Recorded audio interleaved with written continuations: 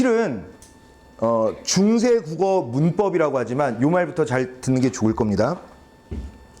중세국어 문법은 원래 문법이 없어요. 문법은 만들어진 지가 얼마 안 돼요. 100년조차 안 됩니다. 문법이 만들어진 거. 그러면 중세국어 문법을 왜 중세국어 문법이라고 하느냐면 현대국어를 바탕으로 중세국어 문법을 거꾸로 올라간 거예요.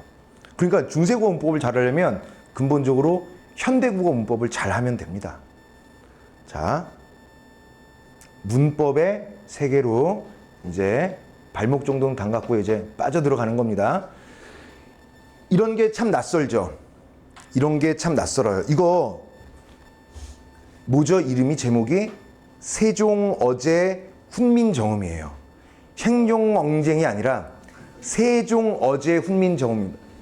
훈민정음입니다. 잘 봐봐. 아까도 얘기했다시피 이게 가운데 있어야 돼요. 자, 이렇게 사전 수업, 그러니까 본 게임 들어가기 전에 선생님이랑 좀 공부한 학생들도 있는데 이제 본격적으로 그래도 그 수업 듣길 잘했다라는 거를 느끼실 수 있을 겁니다. 세종대왕이 한글을 만들었죠. 그리고 이거는 내용은 세종대왕이 썼는데 표현은 이렇게 표기한 거는 누가 했어요? 누가 썼는지 봐봐. 안 나와 있나? 넘겨보세요. 누가 썼어요? 세조가 썼어요. 그래서 세종이 썼다 그러면 틀려요. 왜냐하면 세종은 지가 세종인지 몰라요. 맞지? 소진아, 맞지 않니? 내가 뭐 예를 들어서 뭐 그런 거 하고 싶지도 않지만 내가 조선의 왕이잖아요. 난 그냥 왕이야. 그냥 왕이고 내가 죽잖아? 그럼 세종하고 뒤에 이름을 붙여준 거예요. 세조도 지가 세조인지 모르는 거죠. 그치? 고종도 고종 몰라요. 이성계도 자기가 태조인지를 몰라. 죽은 다음에 붙여지는 사후시호라고 해요. 사후에 붙여지는 시호야. 그러니까 제목이 세종어제 훈민정음이에요. 세종어제 훈민정음은 세종이 쓴 게 아닙니다. 그러면 세종은 뭐 했냐면 이 내용을 썼는데 이거를 한문으로 썼어요. 근데 세종이 몇 대 임금이지? 4대 임금이죠. 그 다음에 문종, 휘탄종, 그 다음에 삼촌인 세조가 하고 세조가 이거는 한글로 옮겨봐야 되겠구나 라고 해서 세조가 지시해서 이걸 쓴 겁니다. 무슨 얘기인지 알겠죠? 세종이 직접 썼다 틀려요. 이것도 먼저 알아두고요. 그래도 한글은 집현전 학자들과 세종이 함께 만들었지. 자, 잘 들어보세요. 내 말 다 들리지? 현준아 들리지? 봐봐. 1443년에 한글이 만들어집니다. 아무도 몰라요. 1443년에 한글이 만들어졌다는 사실은 세종과 집현전 학자들만 알죠. 궁궐에 있는 사람들도 몰라요. 비밀리에 만들었거든요. 왜 비밀리에 만들었느냐? 이런 얘기도 같이 들으면 도움이 되겠죠? 일단은 우리나라는 요만하고요. 중국은 이만해요. 세상의 중심은 여기예요. 그래서 이름도 중국이에요. 우리가 가운데라고. 중화 사상은 당연히 한문 문화권이죠. 한자 문화권이죠. 그러니까 중화 사상인 한자 문화권 이렇게 해놓고 한자 문화권을 쓰지 않으면 다 오랑캐. 여기 자그만 동방의 작은 나라에서 한글이라는 걸 만들었다는 것은요. 중국의 입장에서 보자면 찢어 죽일 일이에요. 그래서 한글을 만들려고 하니까 최만리 같은 이런 사대부들이 아니되옵니다. 뭐 이지랄 했겠죠. 차라리 저를 뭐 이지랄 한 거예요. 아니되옵니다. 알겠어 하고 몰래 만들어요. 그걸 만들었다니까 정말 만드셨습니까? 또 이지랄 하는 거죠. 그래서 3년 동안 비밀리에 만들어 놓고 시뮬레이션을 해봐요. 조선 하면 얘들아, 조선이 혁명을 일으켜서 세운 왕조인가요? 쿠데타를 일으켜서 생긴 왕조인가요? 쿠데타요? 혁명은 아니고요. 몰라요. 난 역사 선생님은 아니니까. 저는 쿠데타라고 봐요. 근데 쿠데타를 일으켜서 왕조가 500년 동안 그러니까 500년 동안 왔던, 우린 대통령 임기가 5년이잖아. 5년도 너무 길단 말이야. 근데 500년 동안 쭉 왔던 고려가 무너졌잖아요. 그럼 백성들은 대대손손 나는 고려의 백성이었는데 갑자기 조선의 백성이라고 한다면 인정하기가 어렵겠지.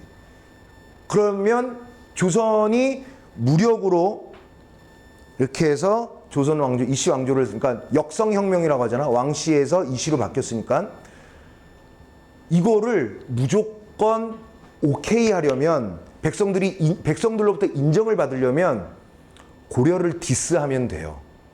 고려 디스한 것 중에 가장 만만한 디스가 불교예요.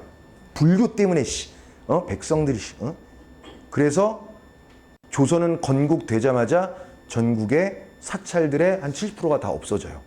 막 그 절만 보면 그냥, 옛날에는 스님도 지위가 높았거든요. 신라에서 고려로 내려올 때 조선 오면서 중이 된 거예요. 그리고 막 이렇게 중은 이제 월급도 많이 받고요. 땅도 막 있었어요. 중은 스님들은. 근데 이제 조선시대 때는 그렇게 하죠. 그게 아주 아이러니한 게 3년 동안 한번 시험을 해보잖아. 대체 만들었는데 이게 잘 써먹을 수 있을는지 없을는지. 되게 이중적 모습을 보입니다. 조선은 조선 건국의 정당성을 합리화하기 위해서, 이것도 잘 들어야 돼요. 나중에 중세국어 문법의 용비어천가를 들으면 조선 건국의 정당성을 설파하는 게 대부분이거든. 자, 그런데 연습은 어떻게 했는 줄 아니? 한문으로 된 불경을 한글로 옮기면서 연습해봤어. 잘 되나 안 되나 했더니 못 쓰는, 그러니까 옮기지 못하는 글자가 없는 거야. 다 옮겨요. 한문으로도 할 수 없었던 것을 한글로 하니까 다 옮길 수 있는 거야. 세상에. 이거를 세계가 인정해서 우리 한글은요, 유일하게 언어로는 유네스코의 세계문화유산에 등재되어 있는 언어예요. 우리는 되게 훌륭하죠. 세계에서 가장 과학적이에요. 세계에서 가장 적은 자음과 모음으로 세상에서 가장 많은 소리를 표기할 수 있는 문자가 한글이에요. 한글. 물론 제가 뭐 그런 것 때문에 국어 선생님 되는 건 아니고요. 뭐 삶은 모르는 거거든요. 근데 이제 그렇답니다. 한글날이 10월 9일이죠. 그날이 무슨 날이야? 한글이 만들어진 날이 아니라 한글을 만든 세종대왕의 생일이에요. 그러니까 업적보다 업적을 이루어낸 사람을 더욱더 띄웠던 국경일 정책이었겠죠. 그치? 자, 그런 겁니다. 그래서 여러분들이 시험 보면 많이 배울 석보상절, 월인천강지곡, 월인석보 다 모두 불경이거든요. 그걸 한글로 옮기니까 다 되는 거야. 신나가지고 1946년에 반포하죠. 그러면 세상에 반포해놓고 여기는 뭐야? 막 이렇게 될 거 아니에요. 여기에 있는 백그라운드 얘기, 그러니까 뒷이야기가 되게 많습니다. 그게 아니고요. 중국에 있는 이 한자를 우리말로 옮기려고 그랬던 거, 이런 변명도 있어요. 그런 거 보면 세종은 되게 똑똑하고 야무졌던 사람이죠. 사대주의에 빠져서, 세종대왕도 엄청난 사대주의자였었어요. 백성을 생각하고 했지만 근본적으로 중국을 섬기는 마음이 강했기 때문에 그 누구보다도 세종은 사대주의자임에도 불구하고 결국에 백성들을 위해서 한글을 지었던 거죠. 그 얘기가 되는 겁니다. 자, 43년에 만들어지고 1446년에 세상에 선을 보였다. 이거를 반포했다라고 하는 거거든요. 그때 당시의 모습입니다. 자, 일부러 선생님이 줄글로 쭉 쓸까 하나씩 할까 하다가요, 이거는 남겨놓은 채 제가 필기를 조금씩 해나갈 거예요. 자, 하나씩 보죠. 일단은 내용에 들어가기 앞서서 15세기 중세 국어의 특징을 좀 얘기를 하고 넘어갈게요. 물론 하면서 다 얘기해 주겠지만 일단 머리에 각인하기 위해서 어떻게 해야 되느냐. 얘들아, 우리가 너희들 고등학교 처음에 딱 올라오면 공부 잘하겠다는 마음 먹지 않았었니? 자, 시계를 한 6개월 전으로 돌려볼까요? 뾰로롱. 그때 여러분들 모습 생각해봐. 나 고등학생 열심히 공부해. 이런 거 한단 말이야. 책도 사고 필기구도 뭐 이렇게 다이소 같은데 야 우리 다이소 가자 이런 거에서 나 이런 펜으로 필기해야지 노트 사고 이지랄 한 거죠. 이지랄. 그런데 슬슬 뭐 잘 안 하죠. 잘 안 하지 않아? 처음에는 잘 되는데 나중에 안 되죠. 언어라고 안 그럴 것 같아요? 15세기 중세 국어의 특징은 뭐가 지켜졌잖아요? 목숨 걸고 지킵니다. 뭐를 안 했잖아요? 그럼 절대 안 해요. 1443년에 만들어졌고 1446년에 세상에 반포가 되었다는 것은 15세기를 얘기해요. 한글이 15세기 중간에 1440년 되니까 1400년대 가운데일 거 아니야. 50년 지나면 센츄리가 바뀌는 거잖아. 최소한 50년 동안 한글은요 철저하게 지켜졌거나 철저하게 안 지켜졌거나 철저하게 안 썼거나 철저하게 썼거나. 그래서 문제에도요 학교 시험 문제 보면 앞에 철저하게라는 말이 붙어요. 이거는 예외 없다는 얘기예요. 15세기는 그래요. 자, 15세기는 뭔가 여러분 한글이 만들어졌던 초창기의 모습은요 여러분들이 고등학교 입학했을 때 모습이랑 똑같아요. 뭔가 다 마음가짐 세고 정확히 지키려고 노력하고 그렇습니다. 근데 당장 16세기로 넘어가잖아? 그럼 다 흐릿해져요. 여러분들이 지금 보이는 모습처럼. 했다 안 했다 지켰다 안 지켰다 슬슬 안 하고 망가지고 무너지고 그래요. 망가졌다는 표현 좀 뭐하지만 계속 변합니다. 다시 16세기로 와서 15세기로 와서요. 15세기 중세 국어의 특징은요.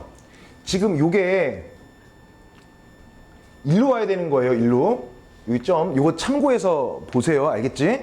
왜냐하면 글자 왼편에 찍었다 이게 문제 나오는데 글자 왼편 중간에 찍었다 이렇게 나오는데 이게 자꾸 아래에 있으니까 선생님이 방점도 모르는 선생 아니야? 그럴까 봐 그래요. 자, 방점이 이건데 방점 얘기 나온 김에 15세기에는요.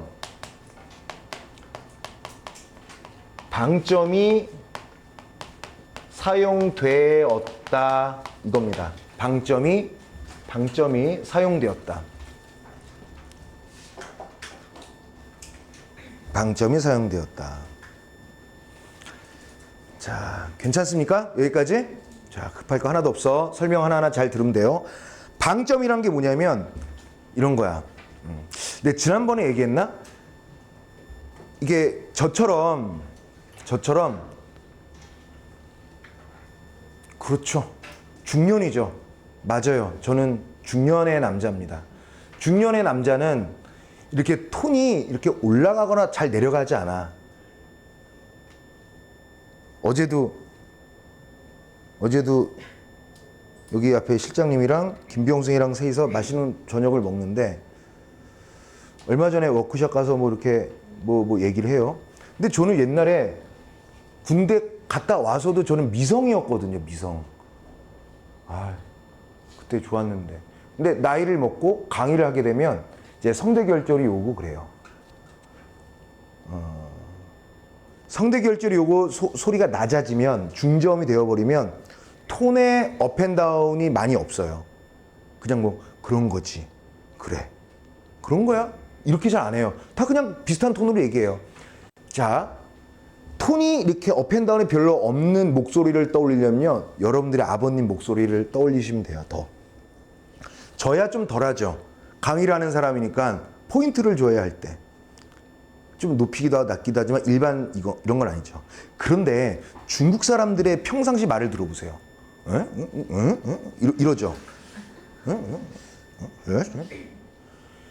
중국은 그 소리의 높낮이가 되게 심한 언어거든요. 근데 우리는 중국 문화권에 있기 때문에 그거를 무시할 수는 없었어요. 방점은 그래서 방점이란 것은 하나씩 볼게요. 방점은요. 소리의 높낮이를 표기했던 겁니다. 이거 소리가 들려나 모르겠네.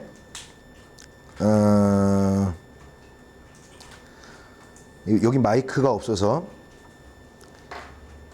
이게 여러분들 3페이지에 있는 이 3페이지에 있는 거를 해보시고요. 15세기에는 이거를 이렇게 읽었다라는 게 있어요. 이 발음을 국문과 교수님이 하신 겁니다. 한번 들어보세요. 들리나 안 들리나 모르겠네. 먼저 국어 의문학을 전공하신 충남대학교 국문학과 김차균 교수님께서 이게 알아듣나 한번 봐봐. 국민정음을 낭독하시는 것을 들어보고 함께 읽어보도록 하겠습니다. 이 글에는 오늘날 사용하지 않는 성조와 문자들이 들어있어 여러분들이 낭독하기가 어려울 것입니다. 잘 경청해주기 바랍니다. 서이종 어저이 훈민정음 나라스 말삼이 중후익의 다르하 문자와로 서로 사마스디 아니할사이 이런 전차로 어린 바익성이 이르고저 홀바이 있어도 마참 나의 저희 뜨들 시로 표디 못할 놈이 하니라 나의 이를 위하여 어여스비 느려 사이로 성을 여드름 자랄 마인가노니 사람마다 하여 수윈 이겨 날로 숨의 면한 거의 하고자 할 사람이니라. 이거를 천천히 읽었으나 이런 말로 대화하기란 되게 어렵죠. 단언컨대 100년 전의 사람과 우리는 대화가 이루어지지 않아요. 절대로. 뭐 높낮이 이런 건데 높낮이 단어뿐만 아니라 다 전부 이게 왜 이게 자세히 아무 생각 없이 들으면 중국어 같아요. 나라 말 삼이 중국에다 이렇게 얘기하죠. 이게 다 뭐냐면 방점을 철저히 지켜서 발음했기 때문입니다. 방점은 뭘 표기한 거라고 그랬지? 소리의 높낮이에요. 방점의 종류를 알려드리죠. 문제 나오는 거니까 챙기세요. 이거 시험 문제 나옵니다. 방점은 4개가 있는데요. 일단 방점은 글자 왼편에 표기했다는 것도 알아두세요. 자, 글자 왼쪽이라는 것은 뭐냐면 이게 가운데 있어야 되는데 어쨌든 이 점은 나의 점이 아니라 랏의 점이에요. 방점은 글자의 왼쪽에 있는 거니까 그럼 나는 방점이 없는 거죠. 랏은 방점이 하나인 거죠. 말은 방점이 2개인 거죠. 자, 보십시오.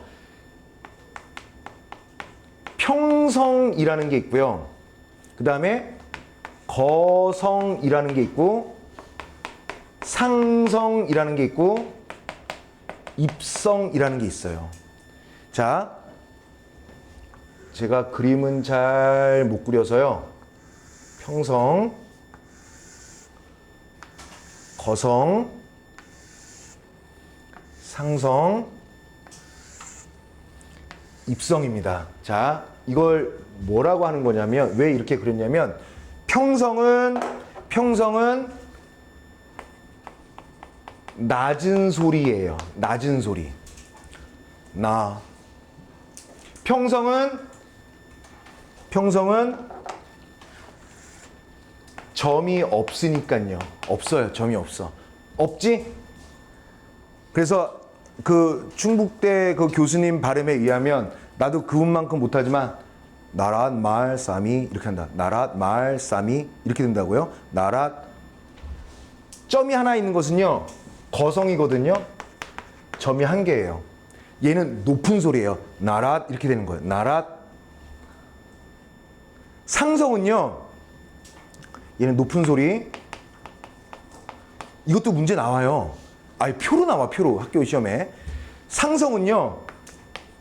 낮았다가 높아지는 소리입니다. 그러면 상성은 뭐냐? 점이 2개예요. 입성은 소리의 높낮이랑 관계없어요. 빨리 닫으라는 소리예요. 그러니까 높낮이 상관없이 빨리 끝내. 소리 빨리 끝내 라는 빠르게 닫는 소리가 되겠고요. 얘도 점이 없어요. 얘는 받침이 있어야지만 가능해요. 그래서 구별할 수 있죠. 자, 이런 거겠어요? 나락, 말, 나락, 말 이렇게 되겠죠? 자, 그럼 보세요. 평성은요, 소리를 이거 잘 보셔야 돼. 평성은 소리를 낮게, 맞지? 거성은 소리를 높게죠. 중요한 거 설명한다. 상성은 낮았다가 높아지죠. 그러면 길이를 봐라. 얘가 똑같아도 얘가 훨씬 더 길지. 두 가지를 다 하는 데다가 중간에 올리기도 해야 되잖아요. 그래서 상성은 나중에는 방점이 없어져. 우리 방점 안 쓰잖아. 상성이었던 단어는 현대 국어로 오잖아요. 그럼 얘가 장음이에요. 사람이 타는 말 있지. 그 말은 짧아 길어. 짧아요. 말 타러 가자 이렇게 얘기해요. 근데 너 이렇게 말이 많아. 말 좀 줄여. 말이 그러니까 워딩 말하는 거. 소리를 내는 말, 사람이 하는 말은요 자꾸 길어. 야, 제주도에 가서 말 타러 가자 이렇게 안 해요. 하라고 그래도 귀찮아서. 그래서 사람이 하는 말을 짧게 잘 안 한다니까요. 말해봐. 이렇게 안 해요. 말해봐 이렇게 얘기하죠. 얘 뭐야? 상성이지. 문제 나옵니다. 현대 국어에 오면 상성은 장음의 단어로 바뀌어요. 괜찮아? 괜찮죠? 괜찮을 수밖에. 자, 괜찮습니까 이거? 괜찮아? 한 번만 따라해볼까? 평성 해봐. 평성. 점 없음. 낮은 소리. 거성. 점 하나. 높은 소리. 상성. 점 둘. 낮았다가 높아지는 소리. 현대 국어로 오면 장음. 입성. 소리의 높낮이와는 관계없음. 받침이 있을 경우 빠르게 닫아라. 이런 거예요. 괜찮아? 괜찮죠? 지금 어차피 영상을 또 드리겠지만 지금 내용 알고 계시면 심고든 마고든 한 문제 맞춘 거예요 지금. 자, 그 다음에 15세기 중세국어 특징 중에 방점을 먼저 얘기했고요. 하나 좀 더 얘기할까요? 15세기 중세국어 여기죠. 여기 다 있잖아요. 여기 이 본문 있잖아요. 세종호재 후민정음. 얘는요 띄어쓰기가 없습니다. 15세기는 절대로 띄어쓰지 않았어요. 지금 여기 여러분들 본문 있잖아요. 띄어쓰기 안 된 거예요. 제가 혹시라도 띄었을까 봐. 띄어쓰기 안 된 거고요. 학교 시험은 친절하게 띄어써서 해주세요. 하지만 띄어쓰기는 원칙적으로 없었다. 아까 뭐라고 그랬지? 뭔가 새로 만들어지면 그걸 철저하게 지킨다고요. 띄어쓰기 안 해! 이런 거죠. 무조건 방점? 뭐 이런 거예요. 하나 더. 우리는 지금 자, 꽃이 예쁘구나. 그러면 꽃이라고 쓰잖아요. 이렇게는 안 쓰죠. 개념 잘 봐봐. 이거는 플라워라는 뜻이 있는데 우리 국어상 얘를 주어로 만들어주는 주격조사 이가 붙은 거예요. 그러니까 원래의 뜻을 밝히기 위해서 꽃과 이로 어떻게 한 거야? 구별하여 적었죠. 맞지? 이것은 뭘 의미하는 거냐면 형태소의 원형을 밝혔다라는 거예요. 꽃을 이러면 이게 플라워인지 뭐 닭꽃인지 알게 뭐야?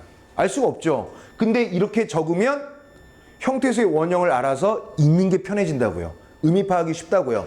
그러면 이런 걸 뭐라고 하냐면 꽃이 이렇게 끊어 적었죠. 그래서 이거를 뭐라고 하냐면 분철이라고 하고요. 끊어 적기라고 해요. 그런데 15세기 중세고는 어떻다고 그랬어? 다 지킨다고 그랬죠. 15세기 중세고는요. 다 연철해 버려요. 연철이라는 것은 이어적기라고 합니다. 하나가 더 있는데 그건 지금 안 할게요. 이거를 먼저 구별한 다음에 거듭적기, 중철 또는 혼철이 있는데 그건 지금 됐어요. 그거는 근대에 가서 나오는 거니까. 자, 이해됐나요? 자, 15세기 중세국어는 모두 띄어쓰지 않았다. 15세기 중세국어는 모두 소리나는 대로 연철했다. 15세기 중세국어는 모두 방점을 철저히 사용했다. 괜찮아? 순서 바꿔볼까요? 15세기는 방점을 모두 사용했다. 15세기는 모두 띄어쓰지 않았다. 15세기에는 모두 이어 적었다. 연철했다. 괜찮지? 자, 요거 3개 정도만 이해하고 출발할게요. 나랏부터. 자, 여기까지 괜찮나요? 자, 좋아요. 그러면 꼼꼼하게 해볼게요. 자, 여기 현대국어, 현대 해설 버전은 뒷장에 나와 있을 거예요. 근데 왔다 갔다 귀찮으니까 제가 설명하면 되죠. 자, 일단 처음에 요거 먼저 볼게요. 요거는 이제 방점 무시하고 할게요. 방점 무시하고 할게. 나, 랏 이렇게 돼 있지? 그리고 여긴 안 나왔어요. 이제 요것만 나란만 볼 거니까 부등호를 이렇게 할게요. 이 부등호도 알아두십시오. 부등호가 큰 쪽이 더 오래됐다는 뜻이에요. 이거를 현대 국어 버전으로 바꾸면 나라의가 되죠. 나라의. 괜찮아? 살짝 해석 보세요. 그럼 잠깐 봐봐. 뭐라고 돼 있는지. 나라의라고 돼 있어요. 우리나라의라고 돼 있죠. 나라가 우리나라니까 전 나라의만 할게요. 자, 칠판 보십시오. 모르면 언제든지 질문. 자, 나라의가 되어 있는데, 야, 이 5, 600년 전에도 나라, 네이션, 컨트리, 네이션을 나라라고 했던 거야. 되게 신기하죠. 우리가 쓰는 나라는, 야, 너 나라를 떠나. 이럴 때 나라 있잖아. 국가. 이게 5, 600년 동안 안 바뀌었다는 것도 참 대단하고요. 그래서 똑같은 거는 퉁치는 거야. 나 안 변한 거는. 안 변한 거 뭐? 란데 남는 게 시옷과 의는 똑같지 않아서 제낄 수가 없는 거야. 그러면 아까 뭐라고 했어? 우리가 오늘 수업 만나서 여러분들 처음 만나서 선생님이 뭐라고 했냐면 중세국어에 문법이 어디 있었냐고요. 그 글자 모르는 사람도 많았는데 그래서 뭐 한다고 했어? 현대국어 문법의 틀을 가지고 중세국어 문법으로 거슬러 올라간다. 그래서 현대국어 문법을 잘하면 중세국어 문법을 잘하게 되어 있다. 선생님 저는 현대국어 잘하는데 중세국어는 못해. 이상한 말이에요. 그건 불가능해. 더 불가능한 건 중세국어는 잘하는데 현대국어 못했어요. 그건 더 이상하죠. 현대국어 잘하면 그냥 따라오는 거예요. 따라오는 겁니다. 현대국어에서의 의는 요 의는 나라의 무엇을 나라의 무엇 이 나라라는 명사를 관형어로 만들어줬어요. 나라의는 관형어가 되고요. 잘 들어봐. 아까 10시 수업인데 2학년 수업이죠. 2학년 수업인데 1강실이 다 꽉 찼더라고. 왜 꽉 찼는 줄 아니? 왜일까? M고가 2학년 2학기 때 언어와 매체를 하거든요. 한 학기 내내 문법을. 그것 때문에 온 거죠. 얼마나 힘들까? 오늘은 매체에서 쉽게 했는데 당장 내일 모레부터 얼마나 힘들까? 여러분들은 S고든 M고든 힘들어하지 마세요. 지금 잘 듣고. 자, 얘는 관형어고요. 나라는 명사입니다.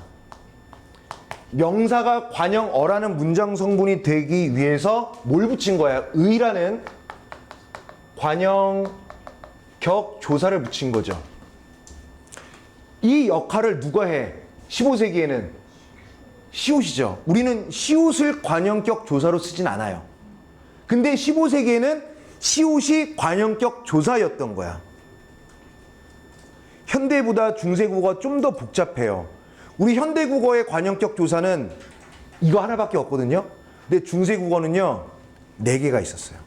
4개 중에 하나야. 무슨 말인지 알겠지?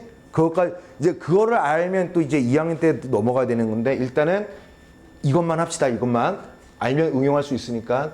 그래서 이걸 통해서 뭘 할 수 있다? 아, 이걸 통해서 정리는 노란색으로 하죠. 15세기에는 관형격 조사 시옷이 사용되었군 이런 거죠. 괜찮아? 자, 처음 본문 갖다 배운 게 관형격 조사. 괜찮죠? 두 번째. 말쌈이 요렇게 해볼게요. 요거. 방점은 무시하고 설명할게. 방점은 설명했으니까. 자, 보세요. 근데 아까 발음, 충북대 교수가 발음할 때 보면 좀 특이한 거 캐치한 사람 없니? 받침을 다 읽었어요. 나라스 말쌈이 이렇게. 이거 있잖아. 이런 거 있잖아요. 다 읽었어요. 스메 이렇게. 빠르게 앞에 거 읽고 그랬어요. 그럼 불편하지? 그래서 없어진 거예요. 자, 나라스 말쌈이 이렇게 되는 거니까 그 중에서 말쌈이 이렇게 된 거다. 자, 부등호 해야 되겠죠? 15세기는 이랬는데 15세기는 이랬는데 현대 국어에는 나라의 말씀이가 아니라 나라의 말이 이거죠. 나라가 높으니? 나라가 높아? 아니죠. 근데 되게 희한하다. 옛날에는 일단은 하나씩 하자. 하나씩. 여기는 하나만 체크하면 되는 거였는데 여기에는요. 일단은 여기서 하나씩 15세기에는 얘는 원래 이래야지 정상 아닐까? 얘를 만약에 얘는 다 모두 이어졌게 연철이 됐는데 잘 이해가 안 되잖아. 그래서 끊어 적어 봤더니 말쌈이에요. 얘를 이어 적은 거예요. 그러면 15세기에는 이어 적기가 철저히 진행되었다는 거를 이걸 통해서 알 수 있죠. 설명이 하나만 있는 것들도 있을 수 있지만 여러 개가 있을 수. 이것만 해도 그렇죠. 봐봐. 나라의 말이 말쌈? 그러면 여기서 우리가 특이하게 봐야 하는 게 말쌈이죠. 말쌈. 지금은 말이죠. 여기서 뭐가 이상해? 옛날에는 말이라고 안 하고요. 다 말씀이었었어요. 내 친구가 어제 나한테 하는 말씀이 이렇게 했다고 옛날에는. 동생한테 일로 와 이 새끼야. 너 어제 나한테 했던 말씀이 뭐야? 이렇게 얘기한 거죠. 이 새끼가 형한테 이거 하는 말씀이라고는 진짜 이상하지? 옛날에는 말이 말씀이었었어요. 그러면 굳이 이렇게까지 안 해도 여러분들은 이해도가 높지만 이만큼 있는데 옛날에는 다 말씀이었어요. 친구도 말씀, 엄마도 말씀, 동생도 말씀, 다 말씀이었는데 현대 국어에 와서는요, 요만큼만 쓰죠. 왜? 말씀은 높임 표현에 사용되는 거예요. 낮추거나. 제가 선생님께 드리는 말씀은 그럼 나를 낮춘 거고요. 선생님이 제게 해주셨던 말씀은 높인 거예요. 말씀은 되게 독특한 단어입니다. 몇 개 안 되거든요. 내가 누구에게 드리는 말씀은 그 말씀을 내가 하면 나를 낮춘 거고요. 높은 사람이 하면 높은 거예요. 어쨌든 말씀은 높임법에 관련된 단어인데 지금은 옛날에는 다 썼죠. 그럼 의미의 영역이 이만큼이었다가 중세 때는 이만큼이었다. 지금은 높임 표현과 관련될 때만 쓰죠. 그래서 또 하나 정리. 이 단어는요, 의미의 영역이 어떻게 된 거야? 축소가 된 거예요. 모든 말에서 높임 표현의 말로만 사용된 의미의 축소 단어가 되는 거죠. 근데 여기서 설명할 게 또 있습니다. 뭐가 있느냐면 이거야. 자, 미리 공부했던 사람은 알지? 봐봐. 자음이 뭘로 끝났어요? 자음으로 끝났죠.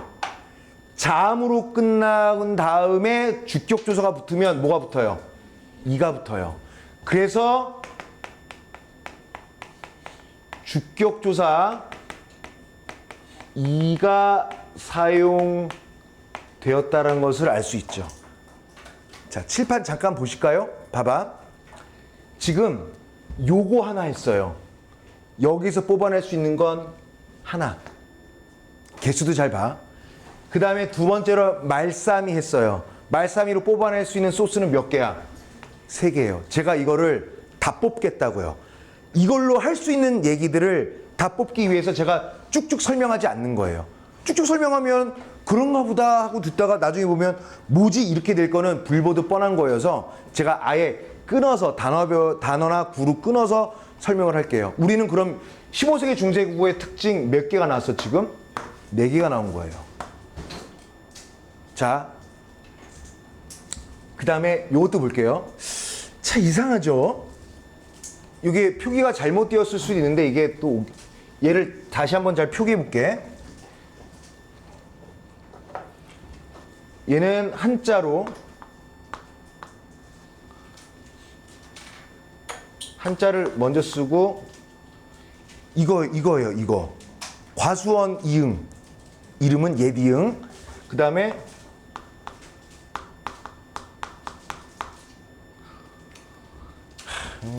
한글이며 한글 한자면 한자 참 못하는 게 없네.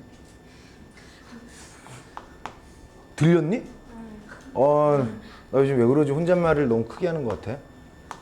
중기에 이렇게 돼 있지? 자, 보세요. 보세요.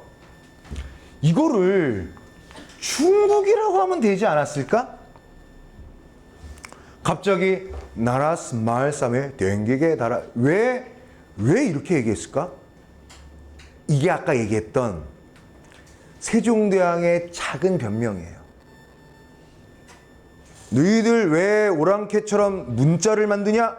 라고 얘기했더니 한자를 정확하게 발음하기 위해서 한 거예요. 라고 얘기할 변명의 건더지기를 만든 거예요.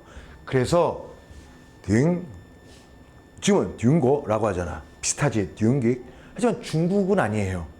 그러니까 이게 일단 뭐냐면 일단은 뽑아낼 수 있는 거 첫 번째 자, 하나 1, 2, 3 그 다음에 1 뽑아낼게요.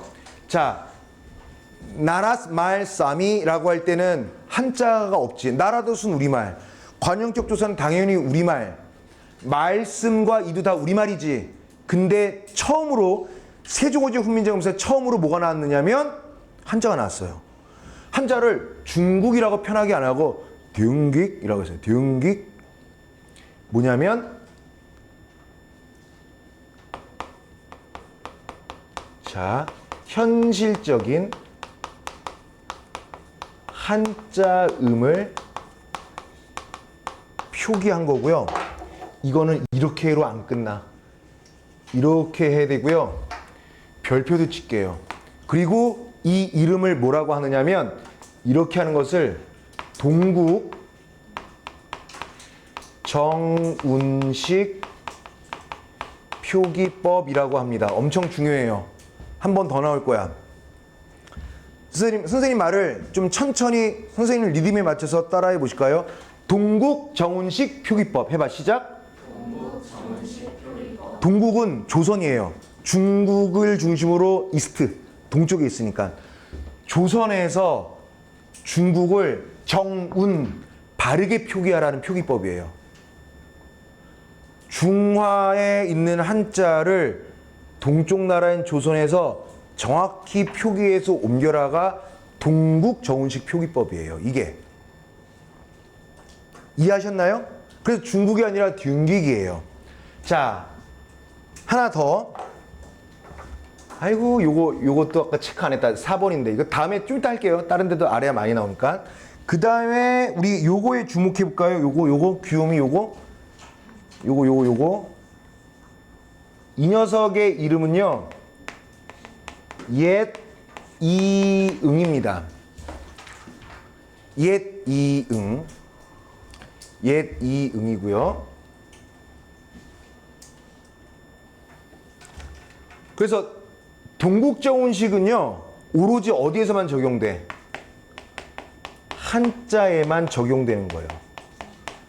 고유어, 순 우리말에는 적용이 되지 않아요. 그러면 한번 연속으로 해석해 볼까? 나라의 말이 중국과 달라서거든요. 그러면 일단은 딩기계라고 했지. 딩기계 해놔. 그럼 이게 이어져 가려면 딩기계가 돼야 되잖아. 얘들아, 한자랑 우리말은 이어적지 않았어요. 얘는. 그래서 얘는 뭐 끊어적기 되었다, 이어적지 않았다 이런 말을 안 해요. 이어적는 것은 순 우리말에서만 얘기하는 거야. 그 다음에 요 애는요 뭐뭐 과로 해석합니다. 그러니까 두 번째로는 15세기에는 비교 부사격 조사 뭐가 사용되었다? 애가 사용되었음을 알 수 있다. 이렇게 해야 돼요. 비교 부사격 조사. 야, 난 너와 달라. 이런 거죠. 뭐 이런 거야? 뭐라고 할까? 희원아, 참, 어디? 야, 난 너와 달라. 이런 얘기할 때 옛날에 어떻게 했을까? 너 애 달라라고 했단 말이야. 와, 과 대신에 얘가 사용됐다는 거죠. 지금은 그렇게 안 쓰죠. 얘는 그러면 이게 사용되었다. 하나, 둘. 괜찮네. 괜찮죠? 두 개. 하나 여기까지 하고 좀 쉴 테니까 힘내. 여기까지. 왜 여기까지 한지도 또 이유가 다 있죠. 자, 달아죠. 오, 이거 달아 한자야 아니야? 아닌데 왜 이어적지 않았지? 이상하지? 딩기계는 얘가 한자니까 그렇다 쳐요. 얘는 왜 이어적지 않았지? 보십시오. 옛날 사람들은 머릿속에 뭐가 있었냐면 앞에 받침이 리을이고 그 다음에 이응이 있다라고 한다면 이 이응은 왠지 음의 값어치가 있을 거야 라는 잠정적 생각을 했던 거예요. 그래서 지금 현대 국어에 와서 얘를 뭐라고 하냐면 리을이고 이응이면 올라가야 되지 않아? 리을일 경우에는 여기가 뭔가 채워졌다는 생각을 했었어요. 그래서 이름하여 얘를 어떻게 하냐면 리을, 이응 얘를 뭐라고 하냐면 15세기에는 이걸 이름을 뭐라고 붙이냐면 리을, 이응형 활용이 있었군 이거예요. 그러니까 리을, 이응형 활용이니까 활용의 하나의 형태로서 이어 적었네, 끊어 적었네를 얘기할 필요가 전혀 없는 거지. 예상 문제 하나 드릴게요. 선택지로 이거 나올 거예요. 때로는 이어 적기를 하지 않았군. 그건 틀려요. 알겠지? 리을, 이응형 활용은 자음이 있다라고 여긴 거예요. 여기에. 다시 한번. 얘들아, 여기에서 다 했어요. 다 이어적기 다 했는데 얘만 안 돼 있는 거야 지금. 그럼 얘만 이어적기를 안 했군이 아니라 리을, 이응형 활용을 한 거예요. 그러니까 얘는 이어적기를 했다 안 했다 얘기를 하지 않는 거야. 이해됐어요? 괜찮아? 괜찮죠? 그래서 해석하면 나라의 말이 중국과 달라까지 된 거죠. 세종이 무슨 생각을 했다는 거야? 니네는 니네 나라, 우리는 우리 나라. 니네 나라 말과 우리나라 말이 똑같지가 않구나. 니는 니, 나는 나. 여기까지 내용 정리하면 자주정신입니다. 훈민정음 창제정신 중에 맨 처음에 중국은 중국이고 조선은 조선이다. 다르다. 사대를 할지언정 나라가 같은 건 아니다. 그 말이 다르다. 이겁니다. 무슨 얘기인지 알겠지? 괜찮아? 이 정도면 괜찮나요? 이제 한 줄 했네. 근데 뒤에 가면 금방 여기까지만 하면은 뒤에는 금방 끝나요. 적을 필요도 없을 정도로. 여기가 많이 걸려요. 특히 두 번째가 많이 걸립니다. 얘들아, 여기까지 괜찮아? 당장 이거 내일 학교에서 시험 본다 그러면 볼 수 있겠지? 요것만 하자면 자신 있지? 이 자신감을 샌드위치에 쌓듯이 축축 쌓는 겁니다. 잠깐 한 10분 쉴까요? 화장실 갈 사람들도 있을 텐데. 좋습니다.